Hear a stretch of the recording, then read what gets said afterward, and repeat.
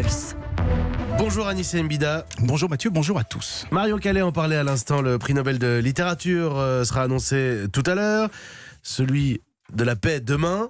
Vous vouliez revenir sur le prix Nobel de chimie qui a été remis hier aux inventeurs de la batterie lithium-ion. Oui, ils sont 3 et il faut vraiment leur rendre hommage parce qu'on passe notre temps à nous plaindre, moi le premier, de l'autonomie de nos téléphones, des voitures électriques, mais on ne se rend pas compte du chemin parcouru.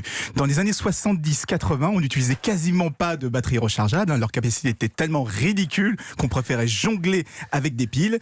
Mais Stanley Whittingham, un chercheur anglo-américain, a eu la bonne idée d'employer du lithium dans les batteries. Et d'un coup, on a multiplié la capacité par 3. Quelques années plus tard, le processus a encore été amélioré par ses confrères, par un de ses confrères qui s'appelle John Goodnow. Et là, l'autonomie a encore doublé. Et enfin, au début des années 80, c'est un japonais, Akira Yoshino, qui a sécurisé le tout pour mettre au point la première batterie lithium-ion commerciale. Et vous voyez le résultat aujourd'hui, on les trouve partout, appareils photo, téléphone, ordinateur, voitures, vélos, trottinettes et j'en passe.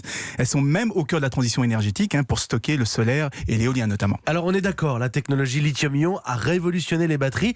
Aujourd'hui, Anissé, ça stagne. Oui, et c'est le problème parce qu'il y a de plus en plus d'appareils qui en dépendent et la demande est telle que le prix du lithium a carrément triplé ces dernières années. Donc on cherche d'autres solutions, moins chères, plus écologiques et qui apporteraient encore plus d'autonomie.